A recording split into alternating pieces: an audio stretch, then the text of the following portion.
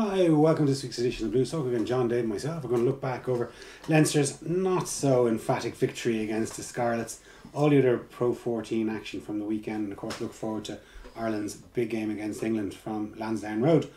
So boys, 22-17, we get the ball rolling for the Scarlets game. I think the wind kind of ruined it. It was quite a blustery old night. It was the wind, was it? Yeah, the wind, yeah. I had a spare ticket, so I passed it on to one of the guys on Leinster Fans, and I'd just like to apologise for putting you through that. God, it was muck. It was cold and it was miserable, and the teams were... And the rugby was shit too. The rugby was very, very poor, but, you know, at the end of the day... It was good in places, like the old curate's egg. Yeah, there was it was what seldom is wonderful, John. It was very poor fare, but we won, and that's all that matters. I mean, we took 4 points out of it. And everybody else in our conference fell over their shoelaces. But it was kind of a topsy-turvy match, wasn't it? Because, you know, obviously they had a try that should have been a try. Yeah. Your man dived a couple of yards too early, lost the ball forward, try not given correctly.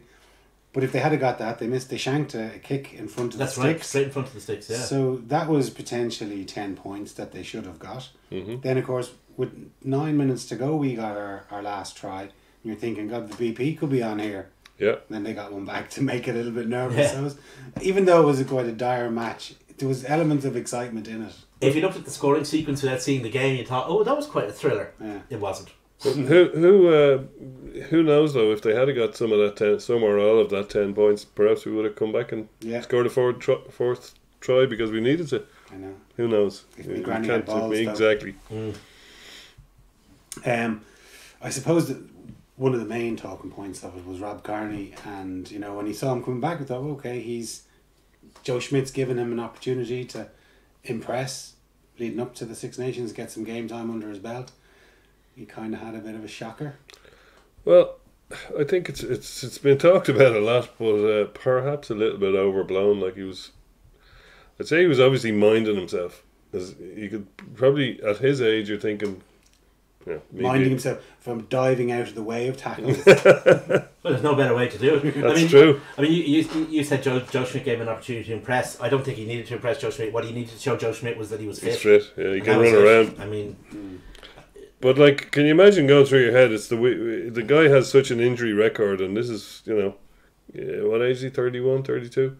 And he's had he's a lot of miles on the clock for a start. He started very young, and he's had a lot of trouble with injury recently.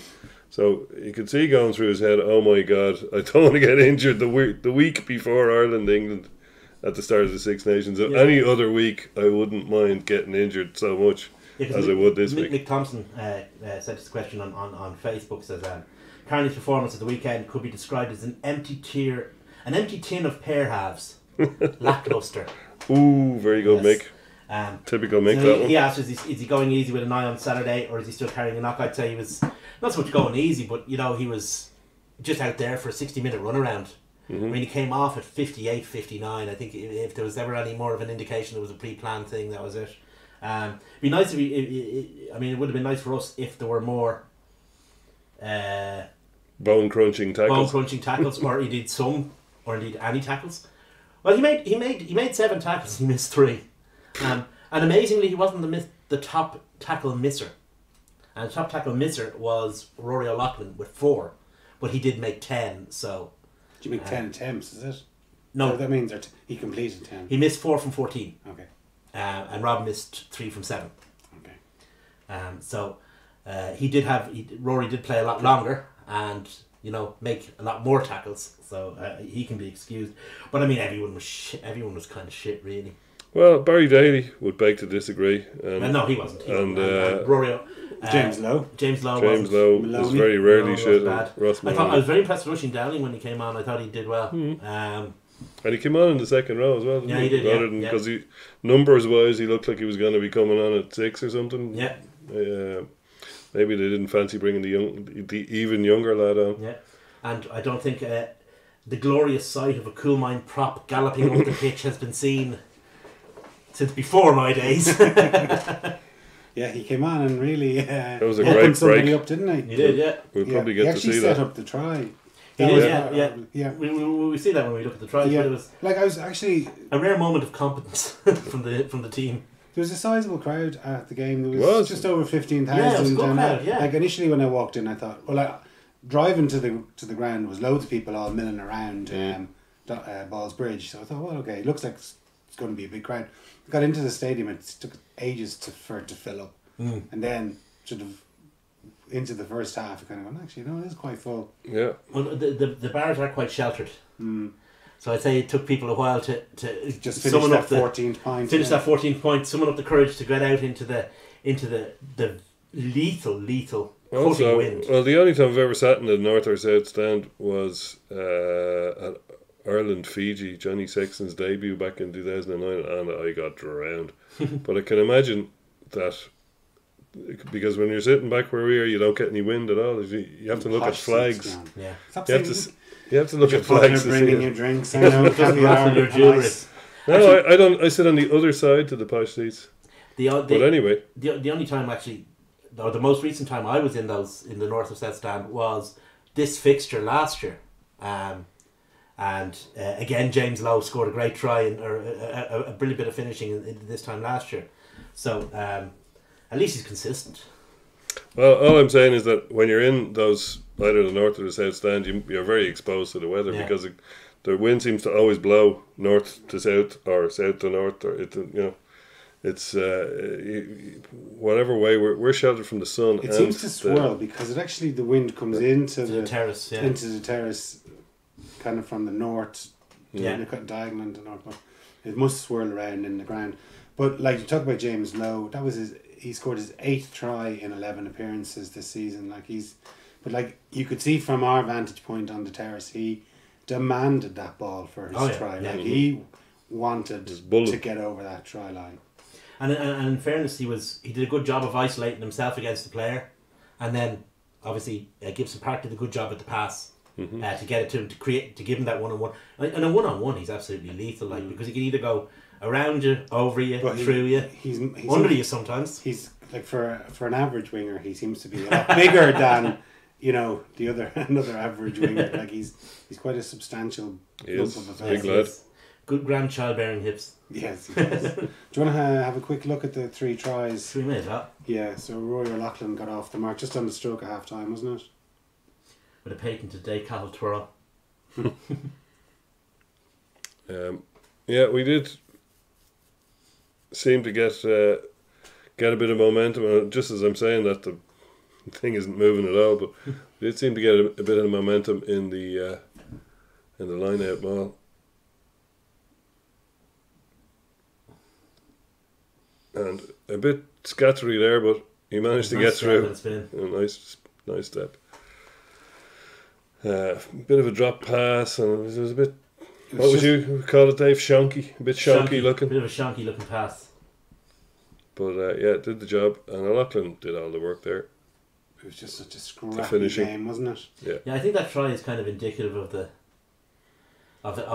match. I don't think Barry Daly's try is indicative of the match. That was excellent. This was kind of, dodgy pass, flicked on, dodgy missed tackles. Flicked on 2 feet above his head. Yeah. But he did well. I mean, he made... How he got down between those 3 guys, was pretty good. I mean, that's a nice bit of finishing there. So, I mean, you can't really complain about it, when somebody gets... served up, pig's ear, and they do make a silk purse out of it. Yeah. Yeah. So this is Lowe's effort. Little blindside move. He knew it was coming.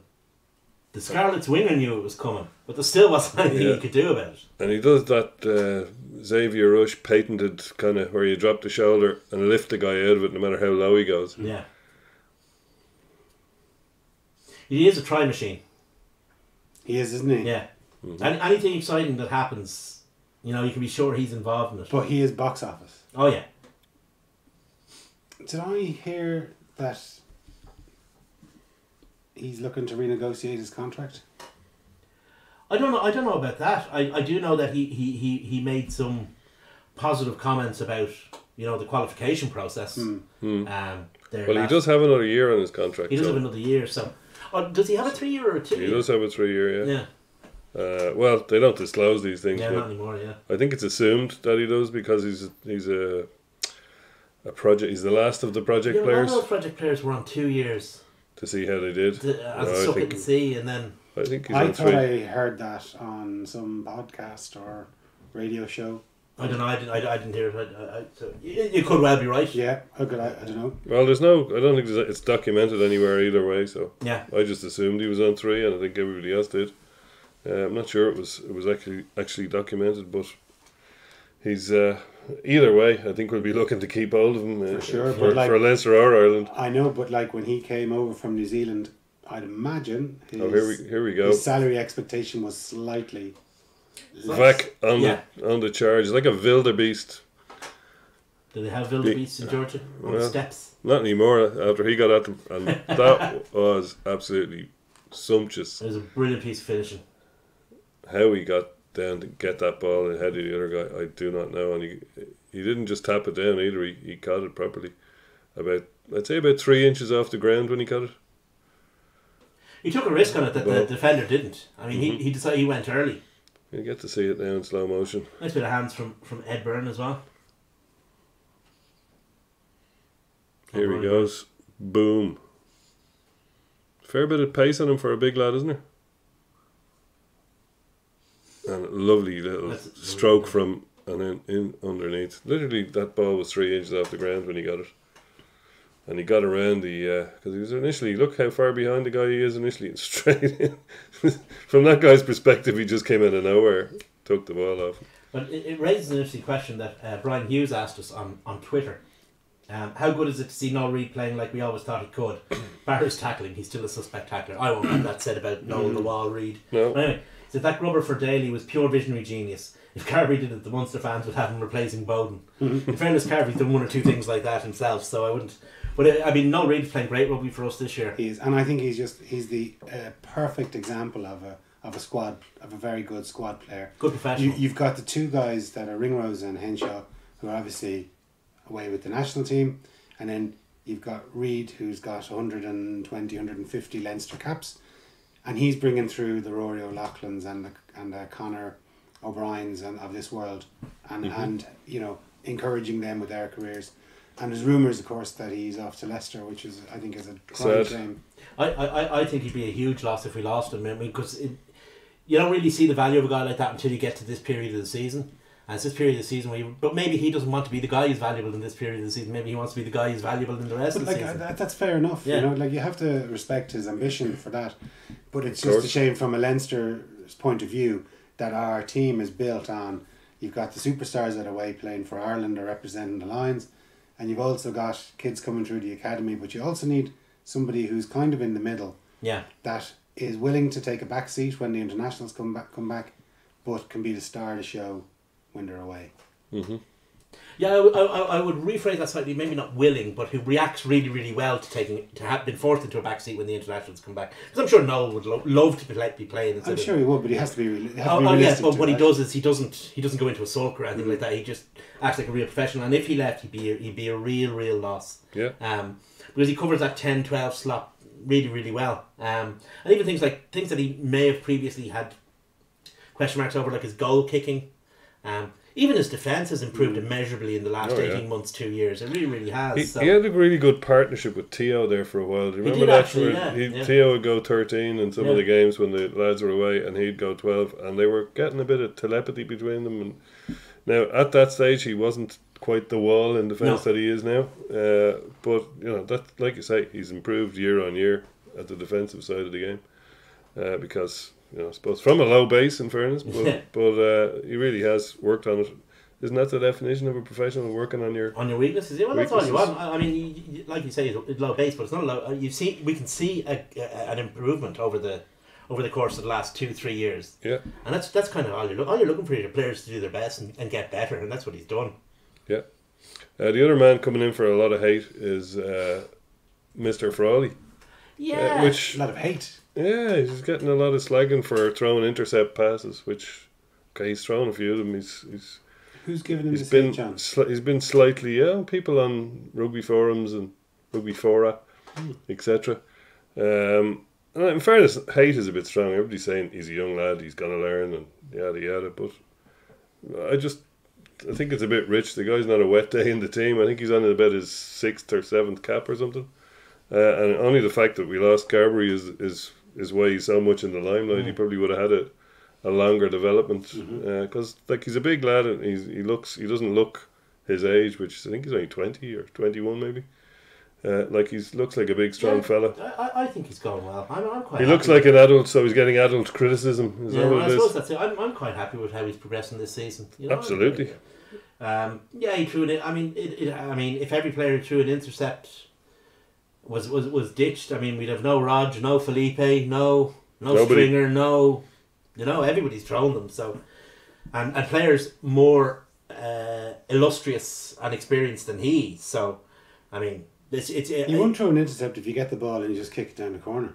Do you know what I mean? So, if that's what you want... No, that's not true, Jason. Rog still managed it. Well, he was an exception for Munster out half, who actually did want to run the ball, in fairness to him. But if you want just a conservative out half that just wants to kick the ball away... Yeah, I won't be intercepted. I would have no particular problem with him at all. So anyway, that victory over the Scarlets is our 12th victory of the 14 matches we've played this season. We're 21 points clear now on 58 ahead of Treviso. Yeah. Who'd have thunk it? Well, they did manage to make bits of Ulster. Ulster were lucky to get out of that with a draw. Ulster snuck off at with home. a draw, yeah. So, yeah, we didn't expect that, and even more than that, we didn't expect Edinburgh to fall over their feet down in the Kings. It shows how the South African teams can really put it up to you at home. They did to us as well. Yeah, they did. Both times we went down. If you get dragged into their end-to-end rugby, yeah. You can find yourself in trouble. But don't forget, Edinburgh probably make up about a third of the Scottish team. Then they're flying down after winning it, after qualifying for Europe. You're saying they're on the piss for the week. No, I'm not saying that. I'm just saying that they went down with a very weakened team. It was a tough have fixture. Bigger fish to fry, and I don't think that they were all that upset. I would imagine by losing down there.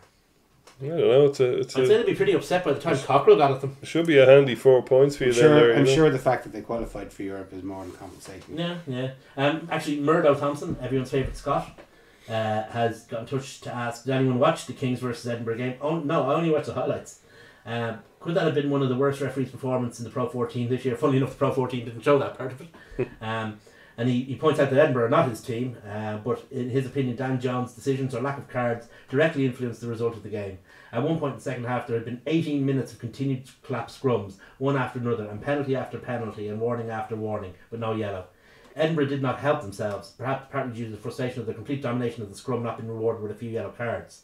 In fact, they received a yellow themselves, no warning beforehand, and it seemed an iffy call, with King scoring 2 tries directly afterwards. You'd have to give that a certain amount of credence because he's a Glaswegian, a Glasgow fan. So for him to stand up for old MFLs, yeah.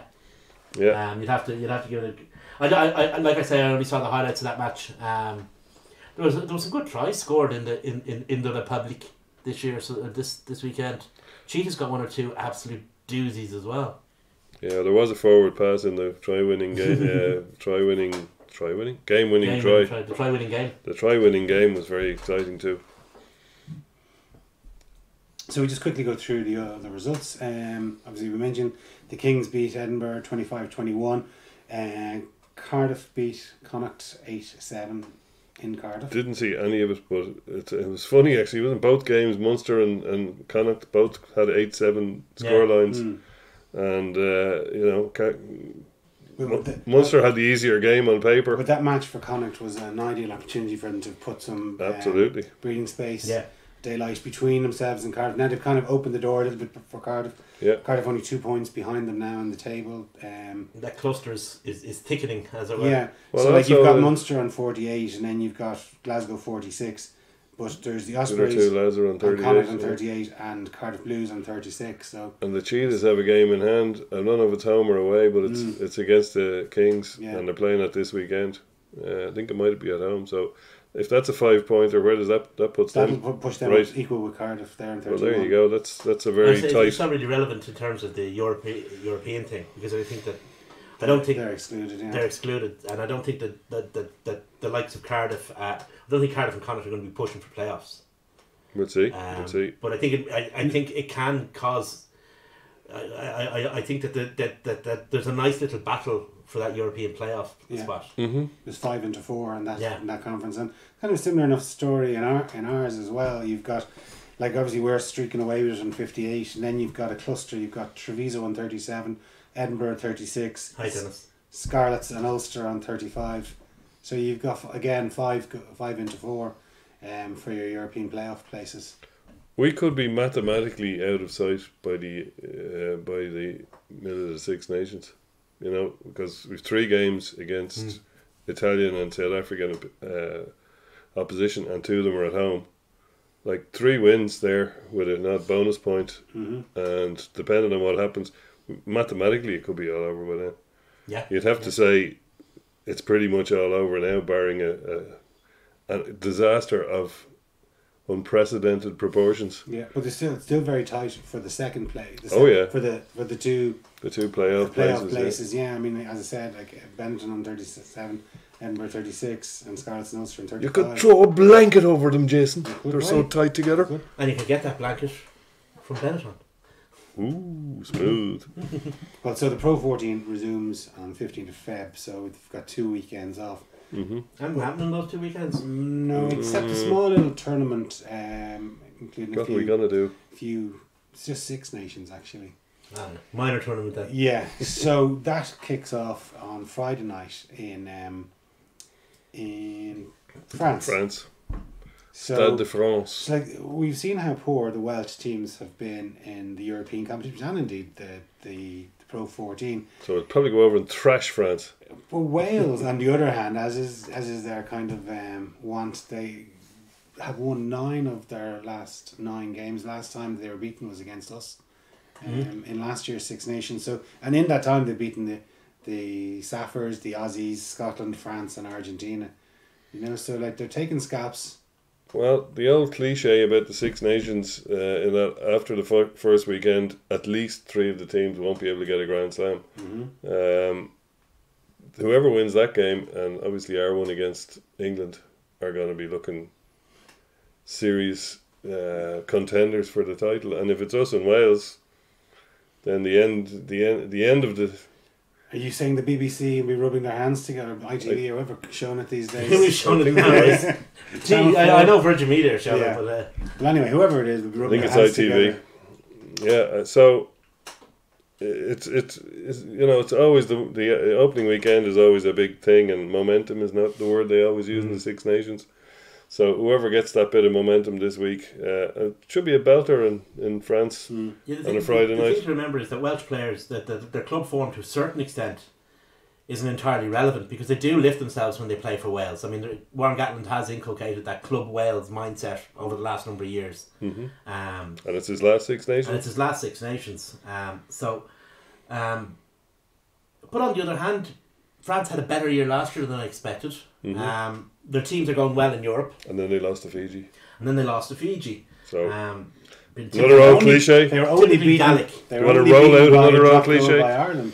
They were only That's beaten true. by, that's You what know, I'm saying. by I mean, last they went. second. They did go well last year. In comparison, I mean, they beat England, which they always enjoy. A little bit controversially, but they still did it. So there's no. I mean, those 2 games would be very, very tough games, because those are 4 teams who would see themselves as having a genuine chance of winning the tournament. Now, I don't actually think France do, but I think the remaining 3 certainly do. Well, that's the problem with France. I'm not going to actually say the cliche because we're all sick of it, but you can't see them. You can see them beating any one of the teams, On a given day. including us. But you can't see them doing it 5 times. You know, the only team you're going to see them definitely beat is Italy. And having said that, you just never know. But I can't. They have us away.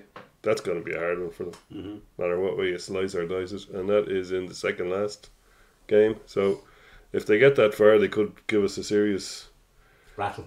But you know, I just can't see them getting that far without losing. And if they do, they might be in the wrong place to be continuing their When slam. do they play Les Roast Beef?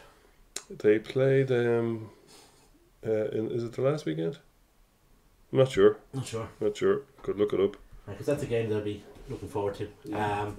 Yeah, it's. I mean, I don't think it's. I don't think it's unreasonable to look beyond Ireland, England, and Wales for whether whether it's a Grand Slam or not, but for wherever the championship Yeah. will end up. I mean, there are banana skins everywhere. Everybody's focused on this game, and quite rightly so, because it's the next game, one game at a time. Blah blah blah. So before we get to the Ireland game, let's just briefly talk about Scotland, Italy. Okay, Scotland. Yeah. Scotland, So, yeah. Ireland. Well, I think from an Irish point of view, looking at that game, obviously we've got Scotland in the World Cup, so I'm sure Scotland want to have a good Six Nations in preparation for it. They've got they've got Italy at home, which you'd imagine is going to be the easiest of all fixtures, so they'll have got their momentum. Conor O'Shea seems to be under a little bit of pressure from his national federation. They haven't won a game in 3 years or something. You haven't won a Six Nations game. Yeah. And there's rumours that the two lads that are in charge of Racing were being Looked at as a possible replacement. the Laurence. The one thing I'd say about that is that's probably all true, but at the same time, the Italian provinces are having a year like they've never had before. The two Italian franchises, rather, like they've never had before. I mean, you like we said, Benetton, Treviso are second. Zebre are going really well. I mean, they've got 3 wins. They're still bottom of the table. I know, yeah, but they're still going well. You know, in comparison to what they've been in the past. Sure, yeah.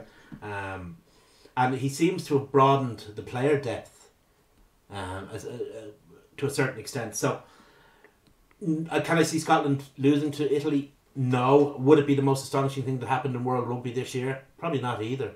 Well, it has happened before. Yeah. Well, your man is a bit of Racing. What's his name? The Scottish 10. Finn Russell. Finn Russell can be a bit flaky, and if the brakes are going against the guys, he can kind of go missing a little bit. So I can't see it happening against Italy, but you just never know. Those big Italian lads come over and rough them up. Sergio has another magnificent performance and shows Yes, Dave how classy he is. And here's the thing, look what t-shirt I'm wearing, you know? So, I don't know. You don't totally hate it. I'd be more of a CASG man than anything, but that's England are playing France in round 2, by the way. England played France in round England. 2. That's an interesting one. In England, yeah. Because Imagine if they both won this weekend. France are already doing the same thing that they're. I mean, they've been their halfback selection. Are they going to pick 2 scrum halves, 2 out halves, one of each? And then change them. The problem is they have a lot of pretty good halfbacks, but they don't really have an outstanding 9 and an outstanding 10. Mm-hmm. I mean, they're talking probably be Parra and Lopez, but you could have Baptiste Serran in there in either position. It's a tricky position that none of their halfbacks, and in France you have to talk about halfbacks rather than 9s and 10s really, but none of their halfbacks are really laying down an absolute marker to say this is my jersey. So that could be an area of not weakness but confusion. Yeah, well, speaking of confusion, I'm not sure Eddie Jones is sure exactly what he's doing with his back row or his centres still at this stage, and we're on our way to a World Cup. Is he going to? I know it's going to segue us into Ireland versus England, but is he going to go with Tuilagi and Teo and go for the maximum smash? And then you've got Farrell at 10, who's not sure to smash himself, and pick a ridiculously large pack and go at us. It's kind of what he has to do. Yeah, he doesn't have a lot of option. He's lost his best 7. Yeah. Who came out up. Bath guy. Sam Underhill. Ospreys and Bath. And the man with no neck. He is a phenomenal player. And he was excellent against us. Oh, he was. phenomenal. And he's going to be a big miss. And who's he going to put in at 7? He's got his back row just isn't. I don't know what he's going to do. I mean, I'm not watching him closely enough to know exactly what he's going to do. And I don't think people who are sure what he's going to do. He's a few options with Slade and stuff as well in the centres. Few options in the back 3. It's not, when you look at the Ireland team, we could all probably name them right away. Given that Anderson and Byrne are injured, we could probably name the team with very little Like, is he going to go for Van der Fleer There's going to be a few coin tosses in somewhere. or Sean O'Brien? He's going to go for Van der Fleer. Is he going to go for Theo or The only questions are at 7 and at centre. And fullback. And I don't think there's even a question of it, to be honest with you. no? The only does he go with the one that served him well over the autumn? Inaki and Ringrose? Does he bring Henshaw back, who's a guy he really, really likes? I think he's going to go Henshaw, which means Aki might miss out. If he feels like half the people on the internet about Rob Kearney, then he'll put Henshaw as full back and Aki and Ringrose in centre, and that could be a solution at some time. I don't think he's going to go with it. To play Will Addison at full back. That's true as well. Yeah, and he's a good option at 13 too. So you see, the thing is, whoever misses out might not make the 23. Yeah, Well, Bundy only Addison covers will. one position. Yeah. Well, arguably two, but yeah. Whoever misses out might not make the 23 because you've got Will Addison there who plays in every position apparently. Yeah. Tight head, lock. Yeah, you name it. So I mean, the selection is going to be interesting. Will he go? I mean, those are the two. But given the depth Ireland have, the unprecedented depth, the fact that we can almost name the team is a good thing. This close to a World Cup and this close to a Six Nations. Yeah. It's not. We're not trying to work out who's the best combination. I know, but if everyone was fit, right? If everyone was fit, your back row, there will be an awful lot of. Should Levy be in there? There'll be a lot more debate. You know, does Levy start? Does even Conan start? But back rows are always, There's always going to be someone Yeah, because you kind of mould the back row to the back row is kind of the vanguard for how you're going to play kind of thing. Has Sean got enough rugby under his belt? I'm not sure that he has. Probably doesn't, but the thing was, he did bring him away. Yeah, I think he's sewn into the 20 jersey. Yeah, I think you're right because he covers the entire. Because if he needed more game time, surely he would have kept him back in Dublin for the Scarlets match last week. Do you know what I mean? Well, yeah, no, he's an impact man. If you're always having Sean Cronin on the bench for impact, Sean O'Brien as well. Like, he's ideal. He's whereas in the past he would have been one of the first names on the team sheet. Given the way he's gone with injury and he doesn't have game time and the form you can't judge his others form. Have shown, I mean, Josh Van der Fleer has done nothing to well, none of them have, but Josh Van der Fleer has played himself into that jersey and deserves to keep it. For sure, yeah. But then so did Dan Levy and so did Sean before that. So one thing, I'm just thinking back 2 years ago when we beat England in Dublin and obviously beat them last year. Was Billy Vinapola injured in both those games? He was definitely injured last year. Yeah, and I think he was injured the previous year. Yeah, I think he was as well. So that's the big thing. And I would say the two of those guys. If you compare and contrast the two sides, if you could predict them, there's not many I would think that would from the England team would get into the Ireland team, but he would be definitely one that would be pushing very strongly to get into the Ireland team. Oh, I think he'd be in there. He probably would, yeah. I don't think so. To have him back in the side, England were a shadow of themselves in those two matches. And so were Saracens without him. I mean, with Saracens are slightly different, but with England, I mean, where else are they going to get go forward ball? I mean, they're not going to create anything. So they needed him to do that, to pull opposition defences around. And he's literally huge for them. I mean, he is a big player for them. And he's a good footballer as well, He is. But if they've got him and they've got two other big lumps in the back row. One player doesn't make a team no matter how big the other lumps are. Ah, for sure, but and that's... Of course. You can build your team around him though. Oh, you can, yeah. You could build a team designed to maximise his best... And you can win game lines, you can you can get go forward ball, you can but the other side suck in the opposition's tacklers because you got to put 3 on him. The other side, that's all. He is. I mean, it's not as if CJ Sanders made out of papier mâché. No. He's a hard hitting Bach. Absolutely, but Billy Vunipola is. You know what they say about a good big guy and a good small guy. Well, Billy Vunipola is considerably bigger than CJ. Well, considerably, but he's definitely... He's certainly bigger, but I wouldn't Wasn't say the reason that CJ kind of left and up sticks was that he was told he was too small, Yeah. I mean, I'm that's sure if you stand like... beside him, you're going to go, he's a big bloke. But that's because South Africa went through that absolute obsession with giants. I mean, they had Joanne Smith was, 6'6". But, it's kind of something that they've always kind of had is absolutely enormous monsters playing for them. They did have that obsession with huge guys, and I don't think it did them any favours because everybody else just as soon as they went that way, New Zealand went for fetchers. went for smaller and smaller guys and ran around them. But it was kind of worked in the 1950s, 1960s, and it just that was in their DNA. That's the way we play rugby over here. So yeah, well. So I suppose we touched on a couple of the selections. Well, we do have one question from Jay Wood, and he wants to know: will we bore the shit out of England, like the England coaches? Well, more to be precise, John Mitchell, a man famed for his diplomacy and deft way with words, are suggesting. Will England be too bored to keep their heads in the game? Don't know about that. Are we gonna? Well, I think. What he means by bore the shit out is not give them the ball. Maybe he's trying to fool like they fooled. That question was asked on Off the Ball this evening, and they mentioned that on average, I think last season, I think we held the ball for 23 minutes 30 seconds. England were just under a minute less, so it was actually very similar.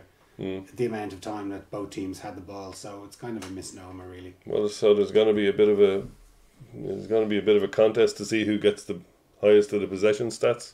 22 minutes is a long. I think there's really only one stat that matters. The other side of that is coaches try this every year, particularly from England, and occasionally the Welsh coach as well, try lobbing these verbal grenades into Schmidt.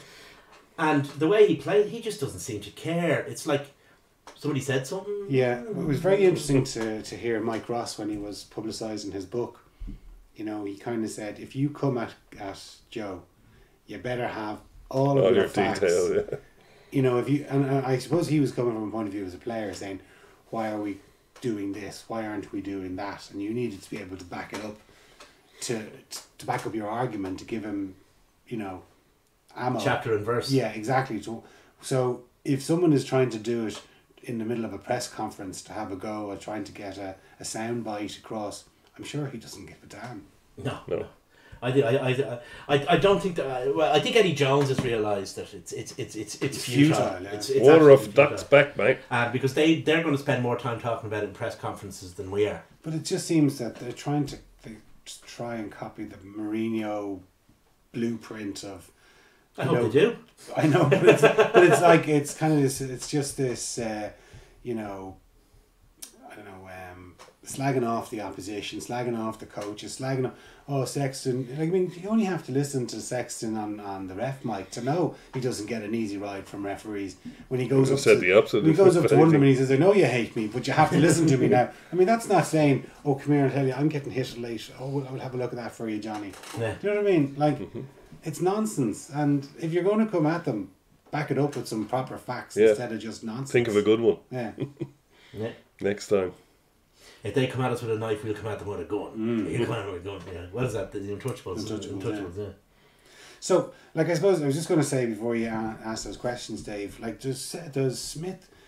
Does he go on form, or does he go Does any international coach go on form? I don't know. Like you say, maybe a little to a degree. Famously, he kind of gave Carney that last chance. I don't want to say last chance, but he kind of gave him an ultimatum over in Soldiers Field. Put up or shut up, and obviously Rob did. You just have to and obviously he's always gone to Rob Carney whenever he's been fit. He picks him. So it's too close to a World Cup to start pissing about. Let's not forget what was Rob's last game for Ireland. The ABs. Yeah, how did he do then? But that was November, right? He hasn't played much rugby since. But he hasn't. So that's what I'm saying. Rather, does he pick on form or reputation? Does he pick him after playing 60 minutes against the Scarlets that he hasn't played since? He picks him after playing 60 minutes against the Scarlets and then seeing them all this week in training. Yeah, and that's what he picks him on. And yes, reputation. Well, not reputation, but. Credit earned. It's not reputation, it's credit earned. Yeah. And then you also have the fact that, your next choice is a guy who's never played a Six Nations game. Mm-hmm. So I don't really think that there's some talk, and there's always talk about this, particularly about Rob Kearney for some reason. Has Latimer not played in the Six Nations? Well, I was thinking. Sorry, I was Do thinking. Edison- I was thinking of Edison. Edison. Sorry, Yeah, no, fair enough, yeah, Lammer no. has. Lammer has. No, Yes, no, you're right. No, you're quite right. You're quite right. No, that's a fair point. I completely Yeah, no, forgotten about Jordan. No, Lammer. I mean, Yeah. look, I don't know who's going to pick. I haven't a clue, but I just think that it depends what mindset they got. Are they going to go absolutely all guns out to try and win the World Cup? And if so, do they jettison, prioritising the Six Nations? Or do they kind of say, well, we need to win against England? If you win against England, then you can kind of experiment a little bit because you've won the big game. And even if you're beaten by Italy or beaten by Scotland, at least, that's because we were experimenting. You get off on the wrong foot. All of a sudden, the powers that be in the IRFU are saying, hang on, we need you to start getting some results for this game. Experimentation's over. Absolutely. I've This is- couple of things, right? To answer Jason's first question, do you pick on form or reputation? Form comes into it, but international rugby is almost always weighted towards credit in the bank rather than who's tearing up trees in Europe. Like, it doesn't really come into the equation as much. It'll get you into the squad. It won't get you into the team. Exactly. And to compound that, the fact that there's a World Cup on. Now, does that mean we experiment in the Six Nations? That doesn't make whole. Like, we'll experiment against Italy, and the guys who go out against Italy, whoever they are, will be expected to beat Italy and beat them well. It won't be like the kind of experimentation now we just throw loads of young fellas out. It'll be a team that's well drilled and sent from a long way back. No, I appreciate that. Like, and I'm not saying that you go and you pick, let's say, as someone we spoke about earlier, Noel Reid, and you bring him out of left field and you just say Noel Reid's starting against England. I'm not talking about that. We have a squad of 30 players that are or maybe 35 players that are, and of that 32 or whatever will go to the World Cup. I'm talking about like Jordan Larmour, played against the All Blacks, I think. Yeah. I'm just saying, do you bring him in, or Addison? Presumably is going to be in the World Cup squad. Do you pick him?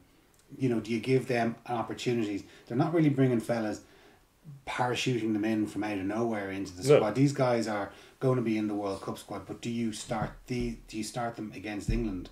I don't think you do. But well, I don't think you do either. But I think those two guys are probably going to get into the World Cup squad because they're such good options at 23. They can replace anyone anywhere, and if there's an injury, they can slot in a few different positions as a starter. Actually, I was looking at this, and the numbers might actually work against Jordan Larmour. Yeah. If Joe Schmidt picks the same pattern, uses the same selection pattern as he did for 2015, Jordan Larmour might find himself not going to the World Cup. Not through any fault of his, but just the numbers might work against him. In part because Addison has come on so strong in the last year. But did they use Ian Madigan as third reserve scrum half? That's right. Yeah. You're saying they're going to do the same with Joey Carberry? Well, because I don't know. But he onhe brought two specialist scrum halves. I mean, as soon as we needed a scrum half, one was called up. Madigan was never ever going to play at scrum half unless something happened in a game. So if he uses the same selection pattern, where he picks, two scrum halves and a couple of and the same numbers in each position, then it could be tricky for Jordan Larmour. And there's a lot of guys playing well in that position as well. Larmour had a little bit of a dip in form over the last couple of weeks, and it probably wasn't the right time to have it. Because Stockdale played really well, Earls played well, Conway played well. Actually, there's a guy that I didn't mention at all, was Conway. Yeah. Another man who can get a 23 jersey because he can cover the whole back three. There's a lot of guys in that back three playing really good rugby right now. Ironically enough, the player who's playing worse than is probably the one that's nailed on in terms of Carney. But I think, if we were playing a World Cup final on Friday or on Saturday, or we were playing England on Saturday, I don't think there'd be any difference in the team selection. We shall see. Injuries and definitely whatever about experimenting, and you will do a little bit against Italy. There's no way you do it against England in the first game. I think if you've lost two games already, maybe you'll experiment somewhere. I think experimentation would be the wrong word to use, John. I think he'll use the Italy game to confirm what he's thought about the wider squad, and that those guys will be going to the World Cup and will be used against maybe Japan or somebody. Yeah. I think I mean, he's picked what he's picked 35 players, is it, for the I think it might be 40. 40 players for the Six Nations. 31 or 2 will go to the World Cup. And I think it'll be a process more of winnowing than developing. Of course. Well, that's because of the depth we have. Yeah. Like there'll be players that you're going, he's definitely going to go to the World Cup. Who won't? Yeah. Like yeah. you know, and Jordan Larmy you've just mentioned. Like anybody is going to say, he's got to be in the 23. And he might not even be in the 31. Like you say, the numbers could go against him, or they could go against Will Addison for. It's unlikely because he covers so many positions. I mean, there's but it's possible. Versatility's king. The three players to get you into the squad. who you would most expect to go and may not, but are most at risk of not, are maybe Addison, Conway, and Larmer. Mm-hmm. All three of them will definitely not go. Yeah, but the thing that say Addison has in his favour is Joe loves a player like him. Yeah, Loves cover centre. You probably could play out half if necessary. Has done centre, full back, wing, bit of out half, does goal kicks. Yeah, you know, and he has Ridiculous. looked really, really good playing for Ulster. Yeah. You know what I mean? He actually Which has. isn't that easy. Yeah, no, but he has looked very good. Like, I mean, Yeah. you know, I'd say Sailor or England probably as well. How did they let this guy slip through their fingers? Yeah, it was a strange one, alright. But I mean, there was no messing around with Ireland. When Ireland got their hands on him, obviously we know about his fortunate holiday in Melbourne. Entirely coincidental, I'm sure. But there was no messing around. Get him into that squad and into that system as soon as possible. Yeah, and they capped him anyway. Oh yeah. I suppose, you know, as we kind of touched on, like, we do need to win this game because Absolutely. I saw something, you know, just like the Six Nations is, I think, provides 80% of Ireland's funding for their professional rugby. Yeah. So the Six Nations, while the big World Cup looms down the end of the road, this is still a very important money earner for Irish rugby. As I said, 60 or 80% of the revenue is generated from the tournament. You know, and it's a sliding scale. Like, they would have picked up a lot of the win bonuses last year between winning Grand Slams and obviously the championship. I'm sure they want to do that this year because I saw part of the article I read was in the Irish Times just about the price of the tickets for the match. They're the most expensive rugby tickets That we've ever offered. Yeah. Same with Wales. I'm not sure about England, but Wales have broken their own record as well for ticket pricing. Six Nations. The Six Nations is such a huge thing in terms of, you know, being the ATM that all Irish rugby withdraws from.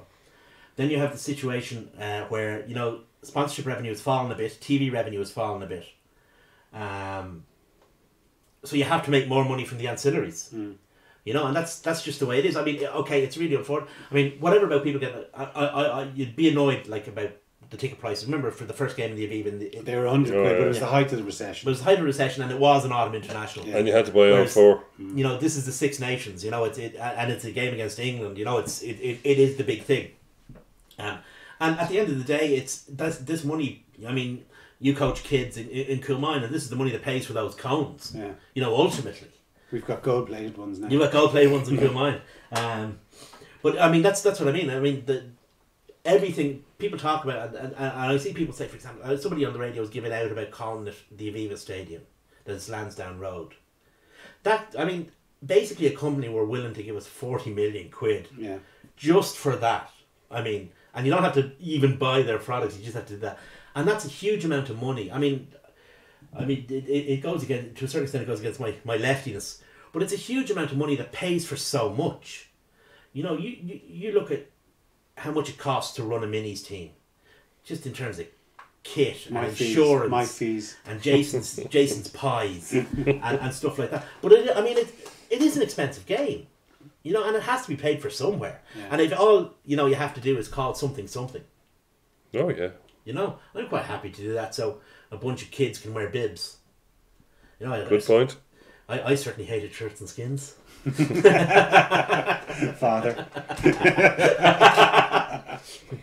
Father, why are we all skins? Anyway, on that note, gents, I'm just going to get your predictions actually for the 3 matches at the weekend. So we'll kick off with the match on Friday. Oh, we do have a question from a newish liker on Facebook anyway, from Sinead Carney Lawler.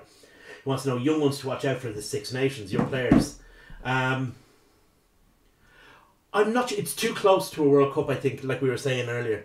Well, the ones that are named, aren't there 3 Connacht players in the squad? Farrell, Carty, and who's the other one? Oh, the Caelan Blade. Caelan Blade. I don't see them getting near the match day.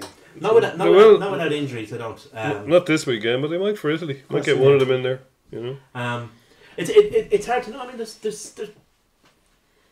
the young talent would have gotten its go last year, to a certain extent, and this year it's about consolidating that. Well, I suppose the young talent was bringing through Stockdale, through Larmer, even Porter, even to an extent Ringrose. You know, he's not. You know, he's only a couple of years in the team. 3 years there as well. There was a very good article in the paper. I may have said this last week, but there's a very good article in the paper in the England under 20 side that hammered us in the World Junior Championship final. None of them have made international. Not all of them have made senior. Whereas we have Porter, Stockdale, and James Ryan are playing senior international. Jordan Larmer the following year is playing senior international.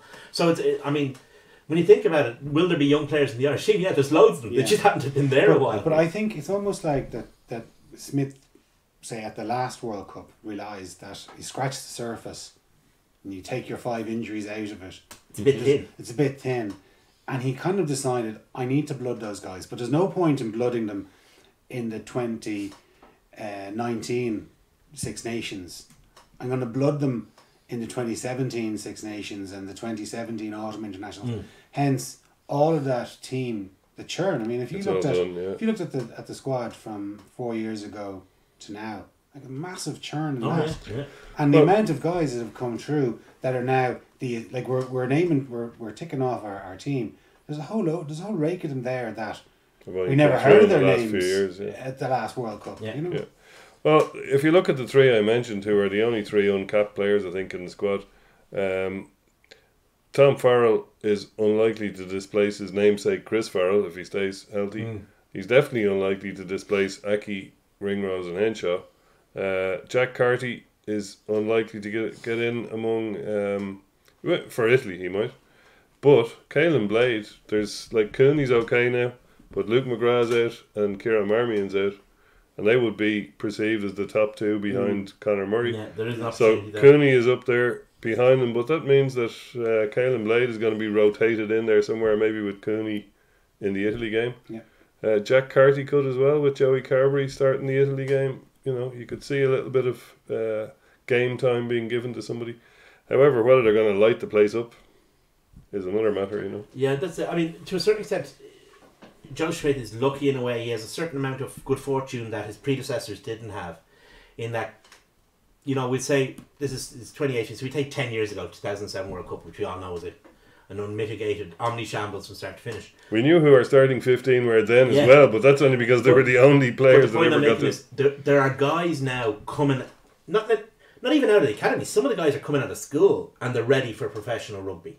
Whereas 10 years ago that wasn't the case. There were guys coming out of the academy who maybe weren't even ready for professional rugby. You know, we saw it last week. I mean, we saw Jack Dunn was on the bench, Scott Penny was in the team.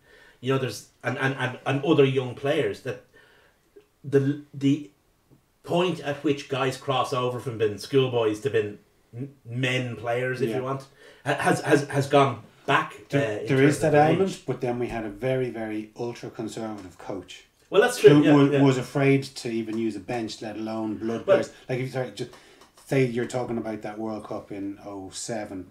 Like at the time, Luke Fitzgerald, Rob Kearney, and Jamie Heaslip had just broken into Leinster ranks.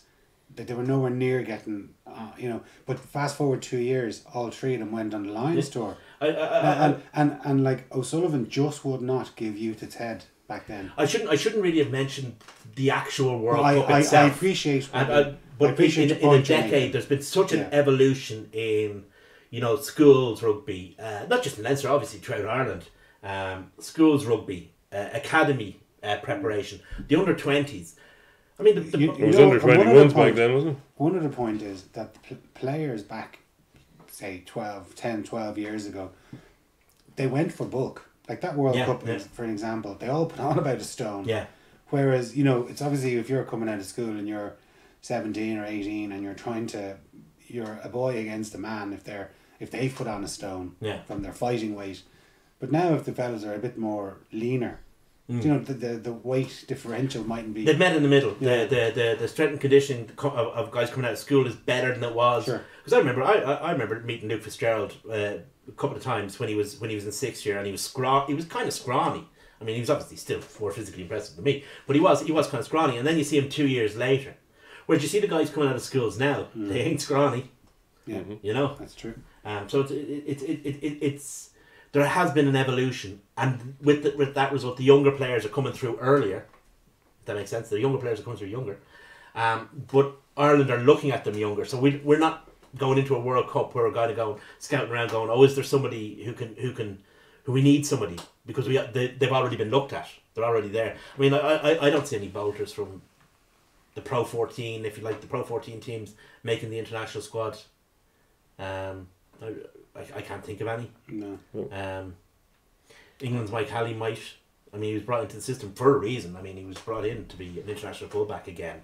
But his time will probably come after Rob Kearney shuffles off to wherever he's going to shuffle. I'd say he might be I suppose the next generation, as it were. One of those guys that you mentioned him earlier, the guy from Connacht, Tom Farley, he would have been nowhere near getting an international call-up, even probably 6 months ago. Sure, he didn't get a Leinster contract. He went off to play in Bedford. Yeah. But you know what I mean? Like, he was he obviously came through and he took his opportunity very well. But they kind of fast-forward him. But as you say, maybe not for this World Cup, but there's going to be a load of fellas. There will be a lot of guys who'll but the game is quite attritional, so they're not all going to be fit. So, and I think there's guys who are maybe like Rob Kearney, who are beginning, or even Johnny Sexton, who are coming towards the end of their career, and they might think, well, now it's time to retire from international rugby so I can concentrate on the club game or whatever. It doesn't really happen so much in France. It doesn't really happen so much in rugby union, but it does happen. Yeah. Well, you see, technically, you're not allowed. Raj found that out himself. Remember, he tried to retire internationally, and they said, hold on, mate, you've got a Munster contract. That means if we want you on the bench in Ireland, you're bloody gone on the bench in Ireland. Yeah, I'd say that'd be please don't. That you could quite reasonably say to a coach, look, unless you're stuck. I can't see any Irish player ever refusing an Irish call up. No, of course not. But that's the point. If you go to France, you definitely have retired internationally. Whereas if you stay in Ireland, you technically haven't. Yeah, true. You know? All right, boys. Before we go, quick predictions for the 3 matches. So France, Wales. Will I start? Okay. I can see France nicking this and Wales winning all the rest of their games and coming back to haunt us in the final game. Where is this game? France. Paris. Oh, that adds a certain spin to it. No, I'm going to go Wales. I can see Wales winning it. Okay, an away win. Okay, and then the Scottish-Italy game. Ooh. That's a tough one. Poor Northern. Pulling his hair out. Scotland. And finally our game. I'm not comfortable in saying, we're definitely going to win this, lads, no question. Because I think England could have a few things up their sleeve that we're not taking into account. They've obviously got they've obviously got a lot of players back, which is, yes, they're missing guys like Underhill, who we discussed, but they've actually got a lot of their team that they were missing previously.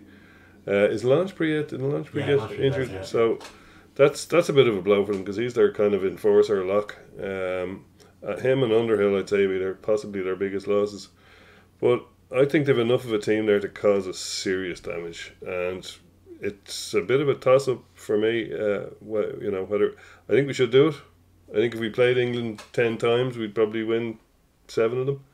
But we don't know if it's going to be one of the 3. I'd say on balance, Ireland by not much.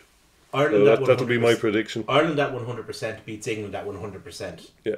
90% of the time. That's a bit like 60% of the time it works every time. No, but Ireland at 100% is better than England at 100%. Mm-hmm. Well, international rugby is. I mean, if you're 1 or 2% off, the game at that level is so finely balanced. Yeah. If you're 1 or 2% off, you can find yourself losing. So I'd say Ireland. The signs would favour Ireland in terms of The bookies do. just having the availability of players in key positions, with adequate replacements, which I'm not sure England have at this point in time. Well, I'm not sure they know where to put them all, or Well, that's true. where they're best. They don't seem to have a deployed. coherent. No. Jones. Unless he's seems about to to unveil one that we're not well, expecting. Maybe he is. He's there to win a World Cup. I mean, ultimately, that's what he's there for. So maybe he has something that. But they haven't looked very coherent in the last 12 to 18 months. Mm-hmm. Well, they sacked their last coach when he didn't win a World Cup. Yeah, but I don't think we're going to hire this one. Who knows? Anyway, boys, as ever, thanks a million, and thanks very much for watching. Cheers.